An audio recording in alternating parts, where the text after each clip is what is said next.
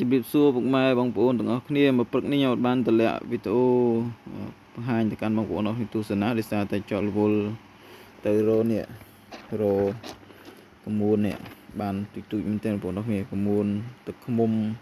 បាទបានកមួនវាយ៉ាវយកមកឆ្នៃជាឡតជាងកាំជាត្បូងជៀន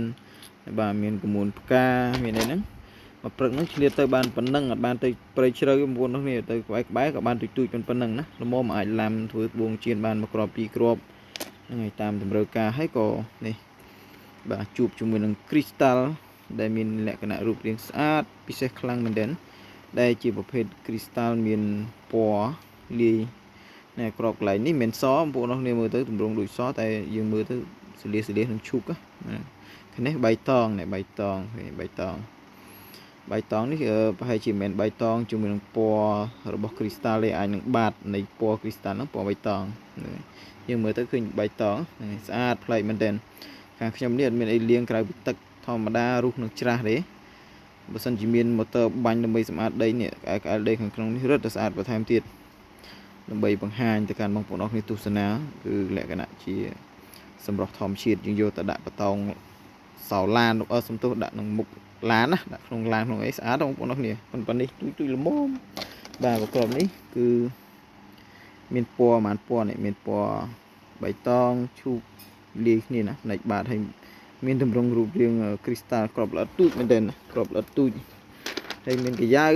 ណាកយ៉ាវដូចកយ៉ាវនេះយកទៅកាត់ធ្វើកម្មឡាំបានមួយគ្រាប់ធ្វើកម្មមួយគ្រាប់អីចឹងទៅបើសិនជាអត់ប្រេះអាចបានកន្លែងណាមួយមិនសំណាំមួយគ្រាប់ទៅប៉ុណ្្នឹងទេបាទឃើញផ្លេកក៏យកមកធ្វើវីដេអូបង្ហាញជូនបងប្អូនឲ្យទស្សនាទៅណាហើយមួយទៀតគឺចង់បង្ហាញអំពីអ្វីដែលជាធនធានធម្មជាតិមានតម្លៃរបស់ខ្មែរយើងបាទមួយគ្រាប់នេះអាចធ្វើកូនឡតទូចមួយបាន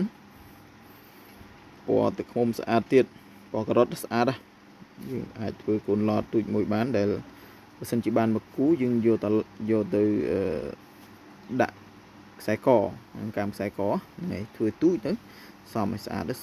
ធ្វើទៅគឺស្អាតសមចុះឃើញទេបានប្រហែលជា9លីអីហ្នឹងបានហើយក្របបាទឡត9លីប្រវែងប៉ុន្មាននេះមួយហ៊ុន2ហ៊ុនហើយប្រវែង2ហ៊ុននេះបានមកគូទៅគឺពិសេសហ្មងនេះបែកអស់ហើយនៅមានផ្សេងច្រើនទៀតហ្នឹងបងប្អូនអរគ្នាមានផ្សេងច្រើនទៀតប៉ុន្តែក្នុងវីដេអូគឺសូមធ្វើការថតបង្ហាញទៅប៉ុណ្នេះសម្រាប់ជូនបងប្អូនអរគ្នាទស្សនាមានអ្វីដែលជាចំណុចខុសឆ្គងសូមមេត្តាខន្តីអភ័យទោសផងបាទអរគុណគោរពជម្រាបលា